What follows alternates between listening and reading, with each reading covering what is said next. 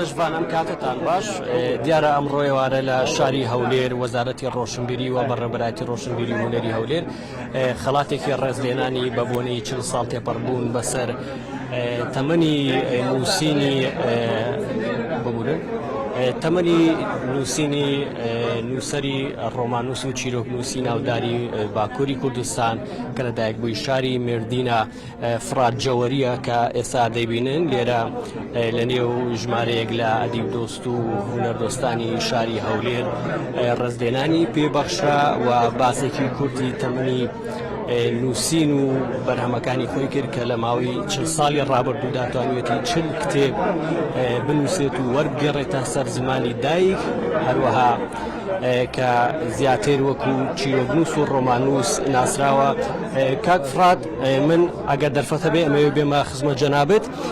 ئەمڕۆ لە شاری هەولێر وەزارەتی ڕۆشنبیری و ئەدیب دۆستان و نووسرانی شاری هەولێر ڕێزلێنانیان لە جەنابتنا بە بۆنەی 40 ساڵ تێپەڕبوونی تەمەنی نووسینی و بەرهەمەکانت لە بواری ئەدەبیاتدا چه هەستێکت هەیە و بەرهەمی نوێت لە بواری نووسین بەتایبەت چیرۆک و ڕۆمان چییە؟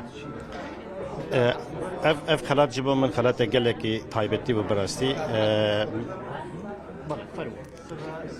ev xelat ji bo min xelatê gelek taybetî bû min li kê dere dinyayê xelatên jê mestir bistan de jî bi qasî vê xelatê ez kêfxweş nedikirim ji ber ku min bi zimanê vî milletî nivîsand gava ku yani ez her tüm dibêjim gava ku mirov tiştekî dike ji bo Kurda û Kurd dibêje te tiştekî baş kir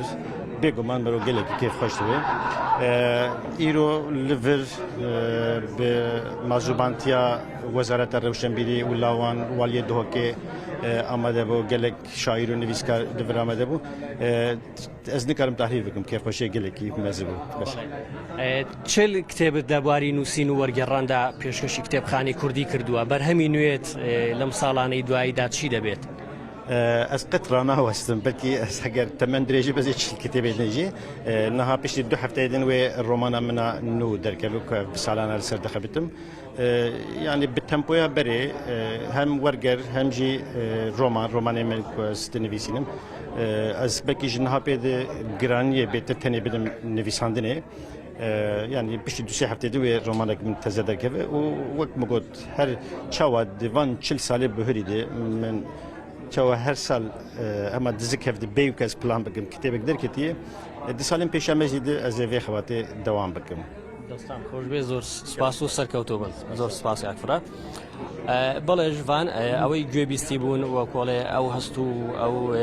گزارشتەی خۆی بوو کا بە بۆنەی تێپەڕبوونی 40 ساڵ بەسەر بڵاوکردنەوەی یەکەمین بەرهەمی نووسەر کە لەو ماوەیەدا 40 کتێب و بڵاوکراوەی لە بوارەکانی شعر هەروەها چیرۆک و هەروەها ڕۆماندا پێشکەشی کتێبخانی کوردی کردو ئەمە جگەلەوەی کە گۆڤارێکیشی بە ناوی نودەم 40 ژماری لە وڵاتی سوید لێ دەرکردووە کە ئێستا نووسەر خۆی دانیشتووی وڵاتی سویدە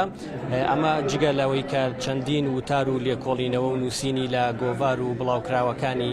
نێوخۆیی لە باکووری کوردستان لە باشووری کوردستان لە پارچەکانی دیکە ڕۆژهەڵات و ڕۆژئاوا هەروەها لە سوید و لە وڵاتانی دیکەش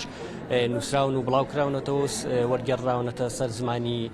وڵاتانی دیکەش. پیرۆز بێت ئەفرێزگرتنە لە نویسکار فراتی پێویە بەردەوامی و سەرکەفتنیش بووی زۆر سوپاس ئەفکاری مەهێ من حوسێن باوەکی ڕاستەخوو ji Hewlêrê hîn gelmeda bûn.